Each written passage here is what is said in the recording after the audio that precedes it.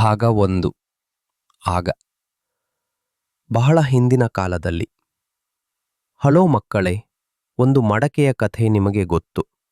ಬನ್ನಿ ಅದರ ಬಗ್ಗೆ ಕಲಿಯೋಣ. ಹಿಂದಿನ ದಿನಗಳಲ್ಲಿ, ಬಹಳ ಹಿಂದೆ, ಮನುಷ್ಯರು ವಸ್ತುಗಳನ್ನು ತಯಾರಿಸಲು ಪ್ರಾರಂಭಿಸಿದರು. ಅವರಿಗೆ ನೀರು ಅಥವಾ ಆಹಾರವನ್ನು ಇಡಲು ಏನಾದರೂ ಬೇಕಿದ್ದರೆ ಅವರು ಏನು ಮಾಡುತ್ತಿದ್ದರು? ಅವರು ಮಡಕೆಗಳನ್ನು ಮಾಡಲು ಜೇಡಿಮಣ್ಣನ್ನು ಬಳಸಿದರು. ಕುಂಬಾರರು ಎಂಬ ಜಾಣರು ಮಡಕೆಗಳನ್ನು ಮಾಡುತ್ತಾರೆ. ಅವರು ಆಹಾರ ಮತ್ತು ನೀರಿಗಾಗಿ ದೊಡ್ಡ ಮತ್ತು ಸಣ್ಣ ಮಡಕೆಗಳನ್ನು ಮಾಡುತ್ತಿದ್ದರು. ಇದನ್ನು ಮಾಡಲು ಮಡಕೆಗಳನ್ನು ಮಾಡಲು ಚಕ್ರವನ್ನು ಬಳಸಲಾಗುತ್ತದೆ. ಚಕ್ರವು ದುಂಡಾಗಿರುತ್ತದೆ ಮತ್ತು ಅದು ಗಿರಗಿರನೆ ತಿರುಗುತ್ತದೆ.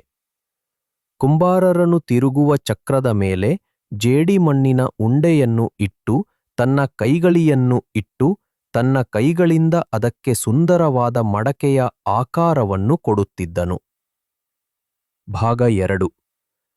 ಈಗ ಇಂದಿನ ದಿನದಲ್ಲಿ. ಈಗ ನಾವೆಲ್ಲರೂ ಪತ್ತೇದಾರರಾಗೋಣ.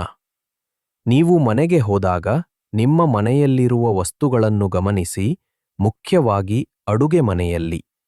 ಆಗ ಮತ್ತು ಈಗಿನ ನಡುವೆ ನಿಮಗೆ ಯಾವುದೇ ವ್ಯತ್ಯಾಸ ಕಾಣಿಸುತ್ತದೆಯೇ? ಹೌದು, ಈ ಬದಲಾವಣೆಗಳು ವರ್ಷಗಳಲ್ಲಿ ನಡೆದಿವೆ. ಹಿಂದಿನ ಕಾಲದಲ್ಲಿ ಹೆಚ್ಚಿನ ಮಡಕೆಗಳನ್ನು ಮಣ್ಣಿನಿಂದ ಮಾಡಲಾಗುತ್ತಿತ್ತು. ಆದರೆ ಈಗ ನಾವು ವಿವಿಧ ಪಾತ್ರೆಗಳನ್ನು ಬಳಸುತ್ತೇವೆ.